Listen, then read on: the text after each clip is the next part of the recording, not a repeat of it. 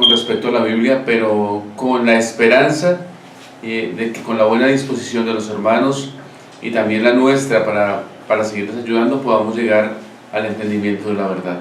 Uno de esos temas es la iglesia local. ¿Qué es la iglesia local? ¿Cuál es su autonomía? ¿Cómo se rige la iglesia local? Y de eso, hermanos, es que queremos hablar en la mañana de hoy. En Mateo capítulo 16, versículo 18, dice Jesús: y yo también te digo que tú eres Pedro, y sobre esta roca edificaré mi iglesia, y las puertas de Hades no prevalecerán contra ella.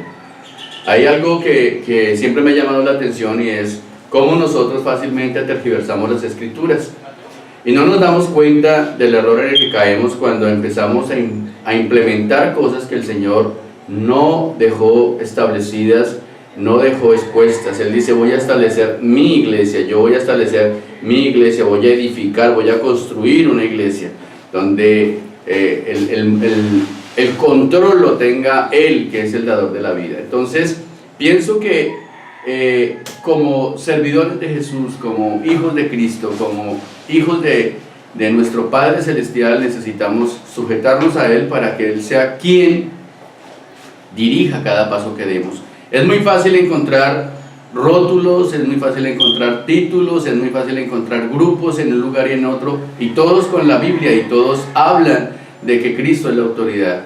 Pero una cosa es decir que Cristo es la autoridad y otra cosa es hacer que Cristo sea la autoridad. En Mateo 7, ya le doy la palabra a hermano David, en Mateo capítulo 7, nosotros citamos con frecuencia este texto para los amigos sectarios, pero creo que se hace imperante que lo citemos para nosotros, que nos llamamos Iglesia de Cristo, que empecemos a entender que no se trata de solo palabrería, sino que se trata de hechos, se trata de vivencia, se trata de sumisión o sometimiento a lo que el Señor dice. Dice: no todo el que me dice Señor, Señor entrará en el reino de los cielos, sino el que hace la voluntad de mi Padre que está en los cielos. No basta con decir Señor, no basta con tener el rótulo de Iglesia de Cristo. Empecemos a examinar si lo que estamos haciendo es correcto, está revelado y es lo que el Señor quiere. Hoy quiero aclarar, hoy eso de las profecías, eso de las revelaciones no existe. La única revelación en la que tenemos que fijar nuestra esperanza es en lo dado por el Espíritu Santo a través de los apóstoles y profetas. Claro, ahora es muy claro que este estudio va dirigido en especial para aquellos que somos miembros de la Iglesia de Cristo. Es muy claro que es un estudio fuerte, es un estudio con cimiento, y lo que esperamos no es su aceptación mecánica, sino esperamos la confrontación bíblica, es decir, que usted confronte lo que practica con la Escritura. Ayer en una congregación en la que me encontraba les decía a los hermanos: siempre que hablamos con algún sectario le decimos que para sus prácticas nos muestre el libro, capítulo y versículo, y que la misma situación se debe aplicar para nosotros. Dice la Biblia en Efesios capítulo 3 versículo 10: para que la multiforme sabiduría de Dios sea dada ahora a conocer por medio de la iglesia a los principados y potestades en los cielos. Entonces, con base en eso dicen: la iglesia tiene que estar mandada a predicar, sin importar los medios por los cuales lo haga. La Biblia es clara cuando dice: es la iglesia. Y empezamos aquí a discriminar. No es otra institución, es la iglesia. No es una universidad, es la iglesia. No es un instituto, es la iglesia. Ahora, ¿cómo lo hace la iglesia? ¿Cómo lo debe hacer la iglesia? Eso es lo que tenemos que empezar a esclarecer. Yo quiero, antes de que iniciemos con el tema así a profundidad, quiero citar unos pasajes que le escribía Pablo a Timoteo, y le dice en el capítulo 4 de 1 Timoteo: pero el Espíritu dice claramente que en los postreros tiempos algunos apostatarán de la fe, escuchando espíritus engañadores y doctrinas de demonios, por la hipocresía de mentirosos que, teniendo cauterizada la conciencia, prohibirán casarse y mandarán abstenerse de alimento que Dios creó, para que con acción de gracias participasen de ellos los creyentes y los que han conocido la verdad. Entonces, ¿qué es lo que el Espíritu Santo está diciendo a través del apóstol Pablo instruyendo a Timoteo? Que la gente apostatará, se irán por otros caminos. Es muy fácil errar, es muy fácil equivocarse, porque a veces creemos que somos, como lo he venido repitiendo en varias ocasiones en este programa, nos creemos más inteligentes que el Señor. El Señor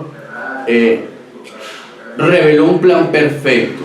El Señor reveló un plan en el que Él, como monarca de su iglesia, direcciona a los hombres para que podamos alcanzar un lugar junto a Él en el cielo. Pero a veces nosotros los hombres organizamos cosas que Dios no está autorizando. En la iglesia de Cristo no hay organizaciones humanas, y eso quiero que lo tengamos claro. La única cabeza es Cristo. Sí hay obispos, ancianos, diáconos, evangelistas, maestros, pero no los títulos que los hombres hoy le quieren colocar a los predicadores. El que se para detrás de un púlpito no tiene una jerarquía más alta que un miembro común y corriente, solamente que tiene una labor que hacer, un rol diferente, que expresa el evangelio, que tiene la responsabilidad de pregonar la verdad, pero no es el ministro como muchos lo hacen ver aquí, que se siente más importante que los demás. No es el hombre que manda, porque en la iglesia el que manda es Cristo y la autoridad es Cristo. Por eso él dice: yo voy a establecer mi propia iglesia. Y como bien lo citaba el hermano David allá en Efesios, él da una orden y nos muestra una organización a la que usted y yo necesitamos sujetarnos. Quiero leer una nota que tengo aquí en el celular. Dice: la organización de la iglesia comienza con la iglesia universal y termina con la iglesia local, la cual es totalmente autónoma. Tiene autoridad para tomar sus propias decisiones independiente de otras organizaciones, incluyendo otras iglesias locales. Cuando leemos en las páginas de la Biblia en busca de pasajes acerca de la iglesia y su relación con otras organizaciones, no encontramos ninguna instancia por la cual la iglesia tenga que responder a otra congregación u organización. No hay ninguna referencia o algún tipo de sínodo, conferencia, convención o iglesia madre o central. Además de estos tipos de organizaciones y estructuras, están excluidos específicamente de la estructura organizativa que encontramos en la Biblia. Está fuera, cualquier organización de estas está fuera. No encontramos en la Biblia ninguna de estas organizaciones, y si usted lo practica tiene que mostrar dónde está. En 1 de Pedro, en el capítulo 5, versículos del 1 al 3, dice lo siguiente. 1 de Pedro 5, del 1 al 3.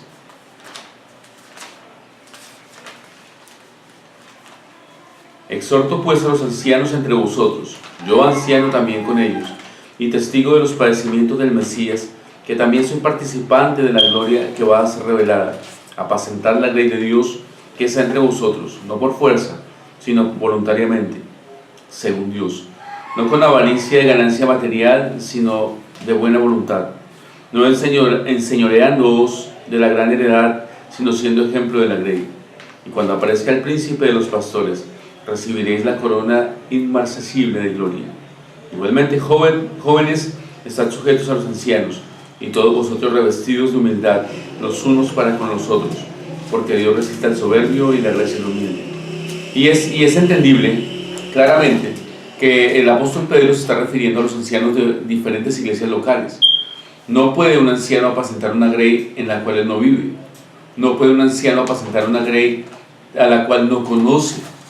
El anciano, el pastor debe conocer su grey. Los jóvenes no se pueden sujetar a unos ancianos que no conocen. Deben sujetarse a aquellos que les están guiando, que les están conociendo.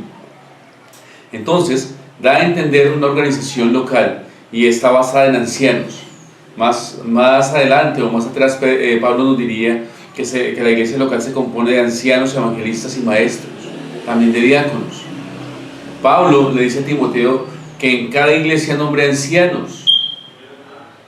Hermano David, cuando la Biblia habla de ancianos, no se refiere exclusivamente a hombres mayores de edad, porque hay muchos hombres mayores de edad que no tienen conocimiento, hay hombres que tienen muchos años pero nunca han madurado espiritualmente, hay hombres que nacieron en una iglesia y tienen algún complejo de militares y quieren mandar en todas las congregaciones, y eso no es lo que enseña la palabra del Señor. Desafortunadamente he visto aquí y en varias partes donde he tenido la oportunidad de estar, hombres que se creen los papas de la Iglesia de Cristo, hombres que quieren mandar en todas las congregaciones violando la autonomía de cada congregación. Ni el apóstol Pablo, que tenía la bendición de parte de Dios, la autoridad de parte de Dios de iniciar las iglesias en diferentes lugares del mundo, y nunca se impuso, sino al contrario, siempre, como dice Pedro, cuidó de las ovejas sin tener dominio sobre ellas, y cuando tuvo que exhortar, exhortó. Pero ¿por qué exhortó? Porque él tenía un plan diseñado por Dios para llevar el evangelio. Pero hoy vemos hombres que no son inspirados y se consideran tan inspirados que van y ponen ministros, según ellos, ministros, predicadores, llamémoslos como es el nombre que Dios nos da. Él no nos da nombres de ministros, sino nos da nombres de predicador, de evangelista, y es un ministerio, estamos de acuerdo. Pero ¿por qué tenemos que tener el renombre si nosotros somos siervos y lo que necesitamos es sujetarnos a Dios? Pablo, cuando escribe sus cartas, él escribe con mucha humildad y él exalta a Dios, no se exalta a sí mismo. Entonces yo quisiera que empezáramos a darnos cuenta de eso que usted acaba de mencionar. Es muy importante, los ancianos. ¿Cuáles son los ancianos? Aquellos que cumplen ciertos requisitos. Y una cosa para todos mis hermanos y amigos: no puede haber uno solo. No se puede dejar que una sola persona tome el control de la iglesia. ¿Por qué? Porque ya no sería la iglesia del Señor. Cuando una persona toma el control, se cree la dueña de la iglesia, y entonces empieza a tomar decisiones como si él fuera el que más sabe de todas las cosas. Si supiera, delegaría. Si fuera inteligente, haría lo que el Señor dice, pero está hablando una cosa y está haciendo otra. Claro, cuando las cosas salen del patrón bíblico, se empiezan a meter estructuras que no corresponden a Dios, estructuras las cuales no tenemos cómo soportar dentro de la Biblia, con lo que respaldamos nuestro argumento es con el enojo o simplemente con el autoritarismo. Entonces, yo soy el ministro, ustedes se callan. Cuando las cosas salen del patrón bíblico, se empiezan a meter doctrinas que no son. Hemos visto aquí una acción muy evangélica, sin temor a decirlo, que es para el perdón de los pecados, que es pasar al frente y hacer una oración, cosa que no es escrita. Hemos visto paganismo, por decirlo de alguna forma, en donde debía haber santidad con respecto a la Biblia, donde debía haber una reverencia a la Biblia. Hablamos de hablar donde la Biblia habla, hablamos de callar donde la Biblia calla, pero tenemos muchas tradiciones que la Biblia no autoriza, y como no tenemos con qué desmentirlas, simplemente lo que hacemos es apartar a los hermanos que nos están diciendo que ello está mal. Cuando observamos los textos anteriores, podemos deducir u observar que los ancianos deben velar por la iglesia, por una iglesia local, que el trabajo de ellos es velar por la iglesia donde fueron puestos. Vemos también, y lo vamos a analizar un poco más, que ellos no son nombrados por una diócesis o por un agente externo a la iglesia, que salen de la iglesia que van a pastorear, que deben ser conocidos por la iglesia que van a pastorear. En consecuencia con ello, entonces, cada iglesia es igual que la otra, pero cada iglesia es independiente de la otra, con sus propios ancianos, con sus propios gobernantes, por decirlo de alguna manera, con sus propios administradores. No encontramos en la Biblia ningún registro de una iglesia dando cuentas a otra acerca de su administración. Lo que sí encontramos es el registro de una iglesia dando cuentas al Señor por la administración de su doctrina, que es muy diferente, porque somos independientes de los hombres, de las diferentes congregaciones, pero dependemos de Cristo y de su doctrina. En ese aspecto somos dependientes. En cuanto a la organización humana, en cuanto a la organización terrenal, somos independientes una iglesia de la otra. En Hechos 14:23 dice el escritor: y después les designaron ancianos en cada iglesia y oraron con ayunos, los encomendaron al Señor en quien habían creído. Designaron ancianos en cada iglesia. Y más adelante, en las cartas de Timoteo y de Tito, Pablo nos va a contar cuáles son los requisitos para ser anciano. Y uno de esos requisitos es: sea conocido por la iglesia que va a pastorear. Que la iglesia que va a pastorear tenga buen testimonio de usted. En Juan capítulo 17, colaborando un poco con su pensamiento, hermano David, dice, con lo que acaba de leer, dice Juan 17:14, yo les he dado tu palabra y el mundo los aborreció porque no son del mundo, como tampoco yo soy del mundo. No ruego que los quites del mundo, sino que los guardes del mal. No son del mundo como tampoco yo soy del mundo. Santifícalos en tu verdad, tu palabra es la verdad. Bien, lo citaba Lucas allá en el libro de Hechos cuando dice, y constituyeron ancianos en cada congregación. Cada congregación es autónoma. ¿Por qué hablamos de la autonomía? Porque el centralismo no está dibujado en las escrituras, porque no hay una iglesia madre, ni siquiera Jerusalén, que fue donde se originó la iglesia del Señor, donde nació la iglesia del Señor, mandaba sobre ninguna otra iglesia. Al contrario, cada iglesia respetó la autonomía que Dios le dio. El Señor está diciendo que hablemos todos una misma cosa, santifícalos en tu verdad, tu palabra es la verdad. Y Pablo, en la primera carta a los Corintios, en el capítulo 1 dice, Pablo, llamado a ser apóstol de Jesucristo por la voluntad de Dios, y el hermano Sóstenes, a la iglesia de Dios que está en Corinto, a los santificados en Cristo Jesús, llamados a ser santos con todos los que en cualquier lugar invocan el nombre de nuestro Señor Jesucristo, Señor de ellos y nuestro.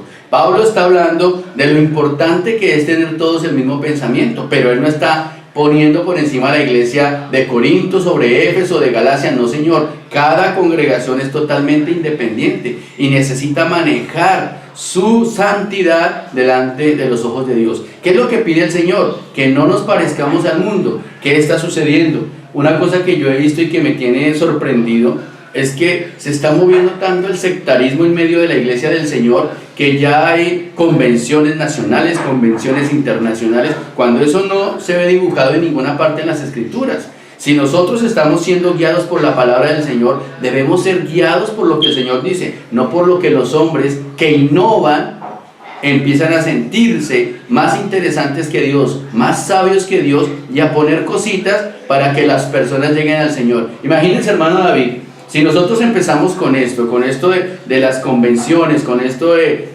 lo dibujamos de diferente manera, para que la gente llegue a Cristo, o sea que el poder del Evangelio del que habló Pablo en la carta a los Romanos, en el capítulo 1, versículo 16, es mentira. El Evangelio no tiene poder, porque necesita de mi ayuda para que la gente conozca del Señor. Esa es una excusa que están dando hoy ciertas personas para hacer una tal confraternidad, para hablar de que tienen que reunirse todas las iglesias de Cristo para poder atraer a la gente a obedecer el Evangelio. Eso no está en la Biblia, en ninguna parte lo vemos pintado. Mire que el Señor, según Hechos capítulo 14, nos está diciendo, y constituyeron ancianos en cada congregación. ¿Qué implica esto? Que cada congregación tenía quien cuidara de ella, y no necesitaban de un obispo central o papa o cabeza de todos los otros, sino que cada congregación tenía, como cada familia, su autonomía. Yo quiero hablar un poquito de eso porque hay quienes afirman que como Pablo, Pedro tenían autoridad sobre las iglesias, ellos también la pueden tener. Pero debo entender algo, y es que Pablo, Pedro, Juan estaban adoctrinando la iglesia. Pablo y Pedro y Juan fueron establecidos no sobre una iglesia local directamente. Pablo, Pedro y Juan adoctrinaron la iglesia universal. Es decir, eran líderes de la iglesia universal. La iglesia nacía con los escritos de ellos. La iglesia nacía con la doctrina que a través de ellos el Espíritu Santo estaba dando. Y ordenaban ellos en la iglesia, claro que sí, inspirados ¿por quién? Por el Espíritu Santo. Ahora, la pregunta es, ¿tomaban ellos control administrativamente sobre la iglesia? ¿Sobre las iglesias locales? No. Tomaban control en la doctrina, pero no administrativamente. Y eso lo podemos ver con el asunto de las ofrendas. Pablo ordena a la iglesia en Galacia recoger la ofrenda el primer día de la semana, pero es la iglesia en Galacia quien decide enviar el donativo a los hermanos que estaban padeciendo necesidad en Jerusalén. Pablo le escribe a los corintios que enviaría consigo a unos mensajeros para que recogieran el donativo, pero ellos eran quienes lo aprobaban o lo desaprobaban. Primera de Corintios 16, del 1 al 4.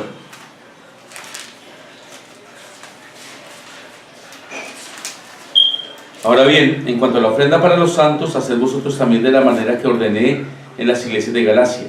Cada primer día de la semana, cada uno de vosotros ponga parte ahorrando de lo que haya prosperado, para que cuando vaya no se hagan entonces colectas.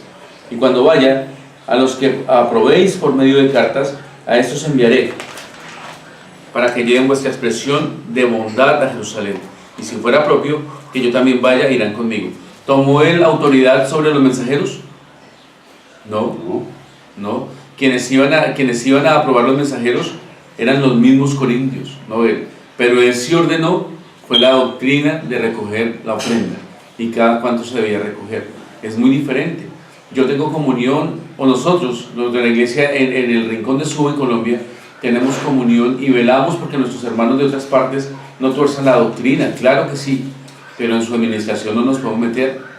Y si ellos deciden predicar otra doctrina, pues no serán nuestros hermanos, pero en su administración no podemos intervenir. Claro, y eso es algo que tiene que quedar plasmado en nuestra mente y en nuestro corazón. Qué bueno que hayan hermanos deseosos de ayudar, qué bueno que hayan hermanos deseosos de corregirnos, de exhortarnos, pero una cosa es corregirnos, exhortarnos, y otra cosa es imponer, tomar autoridad sobre otra congregación. En el Hechos 14:23, que era el texto que citaba el hermano David, me deja a mí un pensamiento bien profundo, porque dice la palabra del Señor: y constituyeron, nombraron ancianos.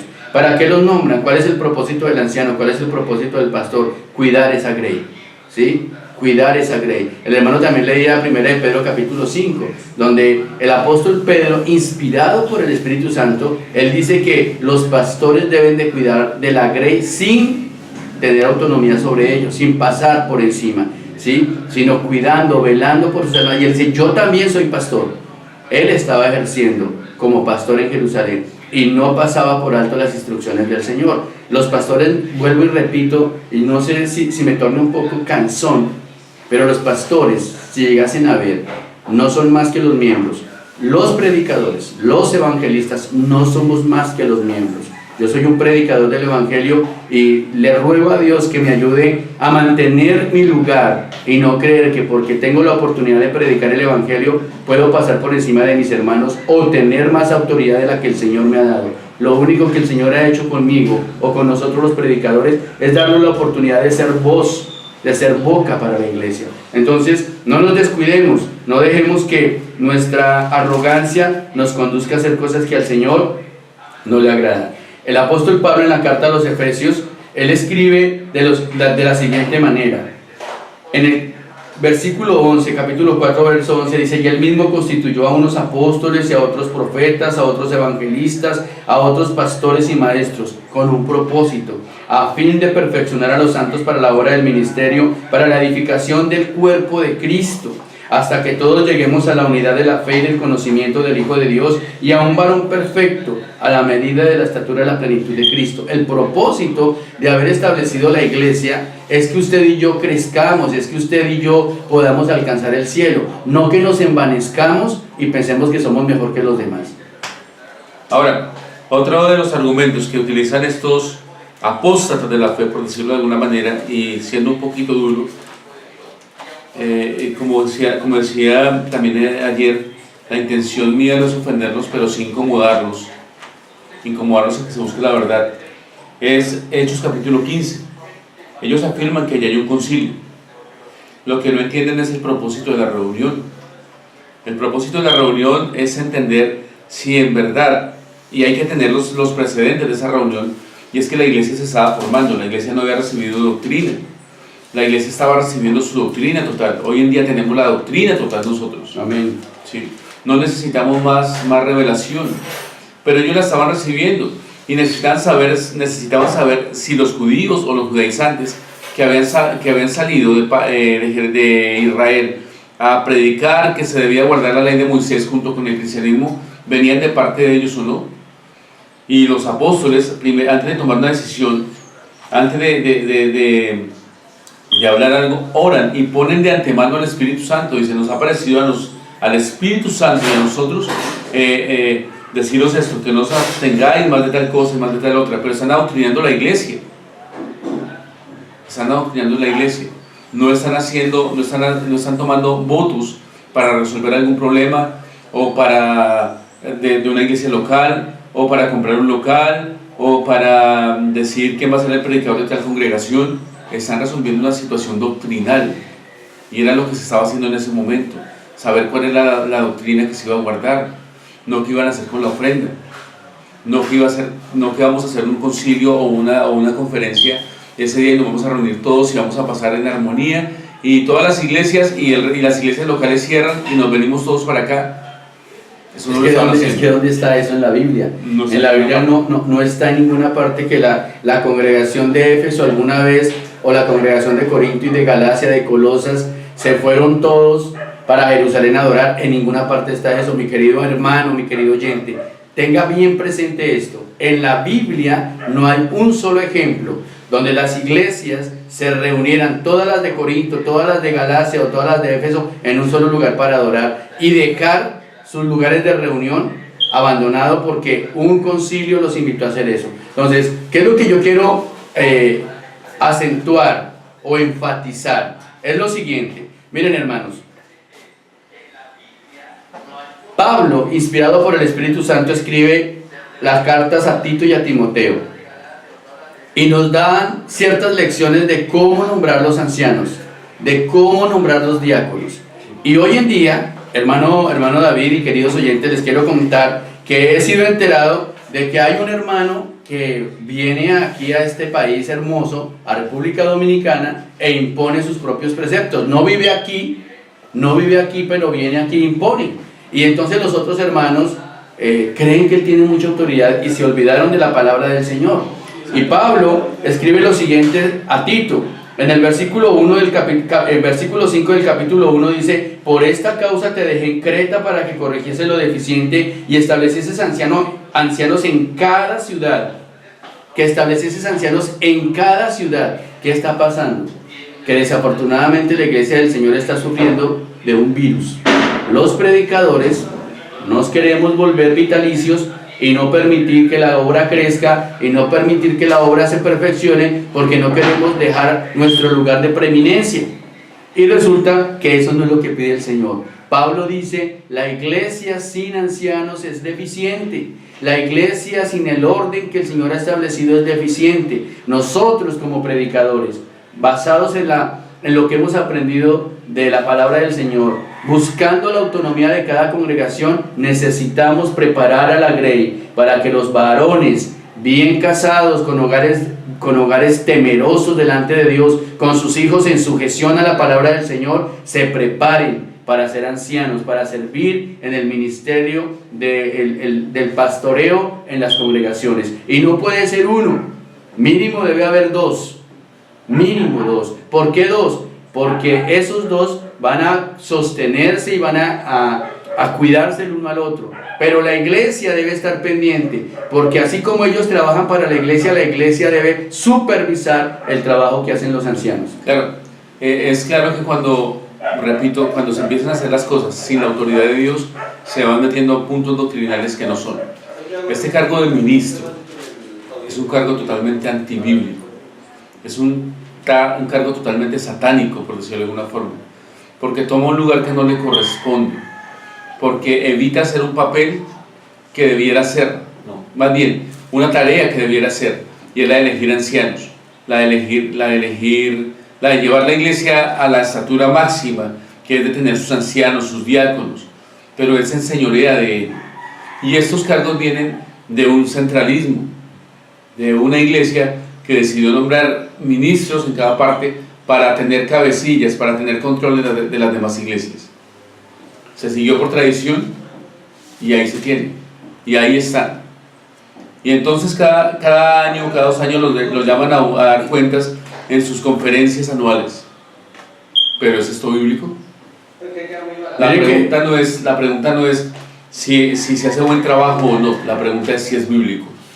Y quiero pensar en esto, porque a veces dicen, pero es que el ministro trabaja, los pastores evangélicos trabajan y no son bíblicos, los testigos de Jehová trabajan y no son bíblicos. Entonces, por el hecho de que se predique, de que se enseñe, no significa que esté haciendo la verdad. Si la iglesia si la iglesia aquí en República Dominicana y alrededor del mundo no se despierta a cuestionar lo que se le está predicando, a cuestionar lo que se está practicando, la iglesia no va a crecer y vamos a estar engañados. La Biblia enseña que el buen cristiano no come entero, El buen cristiano no es conflictivo, pero no comentero, sino que cuestiona y pide que por favor se le muestre el texto y el contexto de la práctica que está haciendo y de lo que se ha predicado. Eso es humildad, eso es nobleza, y a eso los invitamos. Y si su ministro no quiere contestarle, es porque no tiene argumento para hacerlo, pero si es un hermano fiel, le va a contestar, y le va a contestar con humildad, y si nota que está equivocado, si se da cuenta que no tiene argumento para su práctica, va a cambiar, la va a dejar, porque su objetivo es ir al cielo. Mire, la palabra del Señor, allá en Mateo capítulo 23 dice, en el versículo 15, hay de vosotros escribas y fariseos hipócritas, porque recorréis mar y tierra para hacer un prosélito, y una vez hecho, le hacéis 2 veces más hijo del infierno más hijo del infierno que vosotros. Hay algo que siempre me ha llamado la atención de este pasaje allá, cuando Jesús está en el templo de Jerusalén con los judíos, y ellos estaban exaltando el templo antes que a Jesús, y el Señor les dice que qué era más importante, si el templo o lo que se hacía dentro del templo. Hoy sucede algo muy particular, y el hermano David lo acaba de decir. No se trata del trabajo, se trata de trabajar con legitimidad. ¿Qué significa esto? Se trata de hacer las cosas no como a mí me parecen, sino como Dios las diseñó. En el reino de Cristo, en la iglesia del Señor, no se hace lo que el pastor dice, se hace lo que Cristo dice. En la iglesia de Cristo, en el reino del Señor, no se hace lo que el concilio dice, porque en la iglesia de Cristo no hay concilios. Cuando usted empieza a ver que en su congregación hay concilios, que ustedes tienen que sujetarse a otros, porque es que ahora hay tantas prácticas erróneas, que yo le ayudo a comprar el local, que yo le ayudo con esto, pero entonces usted va a hacer lo que yo le digo. Eso no, en la palabra del Señor no se negocia. Usted, querido amigo, que muchas veces ha citado Juan capítulo 4, hablando de lo que es adorar en espíritu y en verdad, usted se somete a hombres que están alterando la palabra del Señor. Luego usted no quiere un lugar en el cielo. Luego usted no quiere llegar a tener una corona con el Señor, mirarle cara a cara y poder disfrutar de su benevolencia y de su misericordia. ¿Eso no es lo que usted busca? Pues yo busco eso. Por eso cuando yo empiezo a abrir las Escrituras, yo me sujeto a lo que la Biblia dice. No las sé todas, pero lo poco que he ido aprendiendo lo expreso con convencimiento, porque estoy seguro de que lo que el Señor me revela a través de sus santos apóstoles y profetas es lo que yo necesito para la vida eterna. Miren, queridos oyentes, que en 2 de Pedro capítulo 1 hay un pasaje bien claro, inspirado por el Espíritu Santo al apóstol Pedro, y es algo en lo que han errado nuestros hermanos en estos últimos tiempos. Bueno, en los últimos tiempos no, siempre ha habido gente que ha querido pasar por encima de la autoridad bíblica. Dice en el versículo 3 del capítulo 1 de 2 de Pedro, como todas las cosas que pertenecen a la vida y a la piedad, nos han sido dadas por su divino poder mediante el conocimiento de aquel que nos llamó por su gloria y excelencia, por medio de las cuales nos ha dado preciosas y grandísimas promesas, para que por ellas llegases a ser participantes de la naturaleza divina, habiendo huido de la corrupción que hay en el mundo a causa de la concupiscencia. ¿Qué nos está diciendo el Espíritu Santo a través de la